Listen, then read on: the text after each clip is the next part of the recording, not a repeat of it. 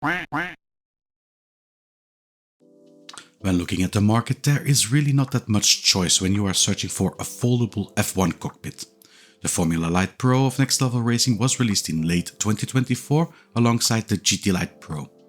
The latter I already reviewed last year.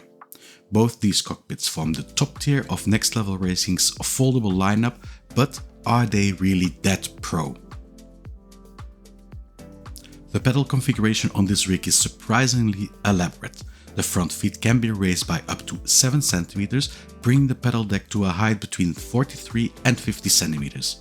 Like all other adjustments on the Formula Lite Pro, this can be done on the fly. The pedal angle can also be adjusted by sliding the beams that support the pedal plate. Because Next Level Racing uses 2 independent mounting plates, the rig supports virtually any pedal set, including separate pedals. Everything is secured with hand screws, which are easy to tighten and hold firmly in place. The wheelbase mount can slide forward and backward using the central hub, allowing you to adjust both reach and height.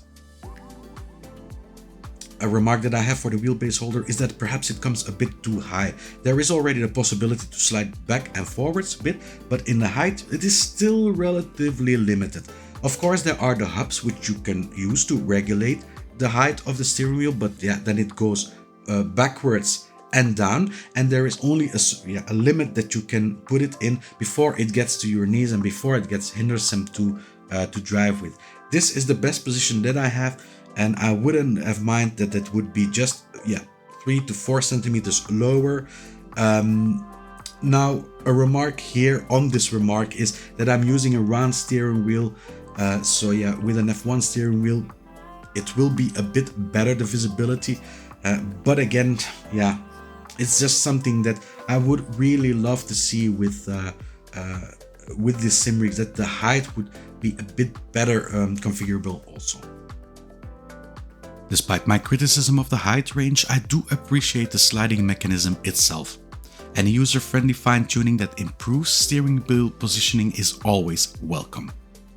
According to Next Level Racing, the mount supports a wide range of starter and mid-range wheelbases from brands like Logitech, Trustmaster and Fanatec. My Logitech RS50 worked without issues, so compatibility at that level is confirmed. That said, it would be extremely helpful if manufacturers published a detailed compatibility list. One of the most common questions I get is, will my wheel and pedals fit this cockpit? A clear list would save everyone a lot of guesswork. One of the biggest issues that I have with the SimRig is this hub here. They have been using it since the early days of foldable seats of Next Level Racing, and they are still using it today. And every foldable SimRig that I have tested so far with the system, it gives me a lot of headaches. This is mainly because it controls 2 different systems. So you have the inclination of the wheelbase holder and the inclination of the feet. So if you are seated in your SimRig and you want to adapt your steering wheel, the height of the steering wheel, it's not possible, because from the moment you do that, you will sit flat on the floor. There is also a security strap that can be attached between the front and rear feet, but I wasn't brave enough to test whether the Velcro would reliably support my weight with the hubs unclamped. The seat base can be adjusted at the front by up to 15 cm, allowing you to sit either more upright or more reclined. The seat back offers 4 inclination positions. Design-wise, I actually love how this mechanism looks. The middle pin on a tether gives off real motorsport vibes, similar to how race car body panels are secured. However, this design does sacrifice some rigidity. The seat back flexes more than I would like. The additional strap connecting the seat to the wheelbase mount helps, but only to a limited extent since it's attached on just one side. When it comes to the pedal stability, the rig performs very well, especially with a full pedal plate like the Logitech set I'm using. There is some forward movement under heavy braking, but it's minimal and doesn't negatively affect control. It's worth noting that this result depends on using a complete pedal assembly. Separate pedals mounted directly to the plates will cause more flex. Even so, I would consider the pedal mount rigidity a definite strength to the Formula Lite Pro. The wheelbase mount, however, impressed me far less. There is noticeable movement during driving, especially under stronger force feedback. Next Level Racing claims compatibility with wheelbases up to 10 Nm, but I'm not entirely sure what that means in practice. My Logitech RS50 delivers 8 Nm of torque, and even that was enough to produce significant flex. If they simply mean the mount can physically hold a wheelbase rated up to 10 Nm, then yes, that claim may be technically correct. But from a usability standpoint, the experience may not match expectations. The materials are decent for a foldable rig, the stickers wear quickly, the molded plastic, it feels average, and the seat stitching isn't particularly refined. However, the overall structure still feels solid and well assembled. The glossy black paint also appears fairly scratch resistant, which is definitely a plus for a product that will be folded and moved frequently. Next Level Racing opted to use the same system as they have before to open up the front of the wheelbase holder to get into the seat. Now, the problem that I have with this is that it is on the wrong part of the sim rig. So it is opening up like this and the wall is here, so I can't really get easily in. It would have been nice that it would be a system that you could use on both sides to get into the sim rig. I also noticed that because of it being like this, and also the strengthening ties that it has from the wheelbase holder towards the pedals, that it was just easier to let it be closed and just slide into the seat like this.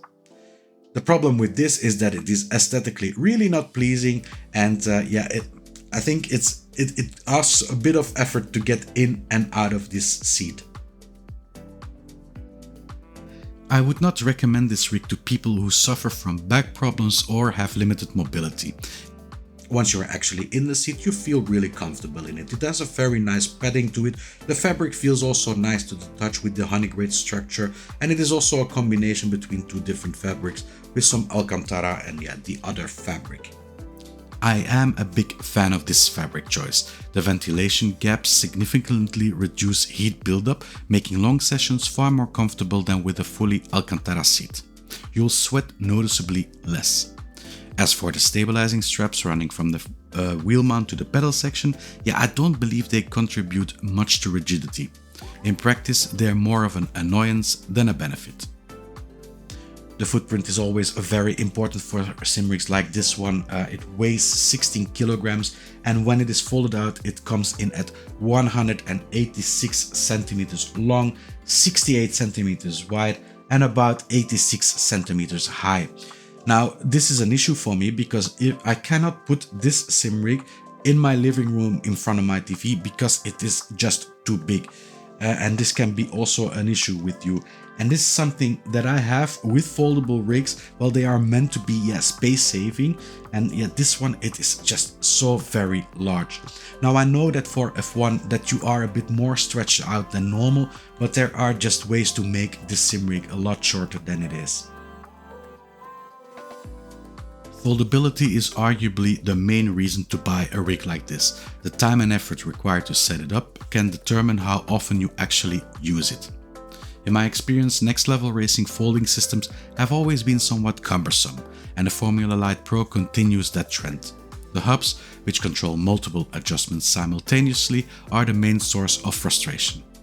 Yes, the process becomes smoother with practice, but it still feels overly complex. Ideally, a foldable rig should go from storage to ready to race in about 1 minute. This one takes noticeably longer. When folded, the dimensions are reasonable, but not exceptional, and unfortunately the placement of the transport wheels isn't ideal. A simple locking cap or support would prevent it from rolling when stored upright against the wall. Next Level Racing brought out a very complete package. Also, you get some cable binders with it, you get attachment material for your hardware on the sim rig, you get some extra bolt for if one of them breaks, and something which I really want to stress, you get a paper manual with the sim rig. And this is something I have to stress because less and less manufacturers seem to do it these days. Something which I also need to add, and this is a bit of a minor, there is no shifter holder included, and there is also no shifter holder available to put on this sim rig. If you look at the ecosystem, there is nothing particularly made for this sim rig, but you have the freestanding display stand, you have the separate keyboard holder, you have the HF8 haptic pad that you can put on it, so there are quite some options also for ecosystem. The MSRP of the Formula Lite Pro is €299, but you can also get it cheaper if you go via the dealers. I bought this one at Coolblue for €269, which is a very decent price, I think. Normally F1 stuff, it always gets a bit more priced up because it is more exclusive. But this one, I think €269 is a very fair price. After more than a year on the market, the Formula Lite Pro hasn't changed significantly. Several criticisms I had of the GT Lite Pro still apply here, which suggests that next level racing is relatively slow to refine the designs. At around €269 through retailers, the price is fair, especially given the limited competition in foldable F1 style rigs.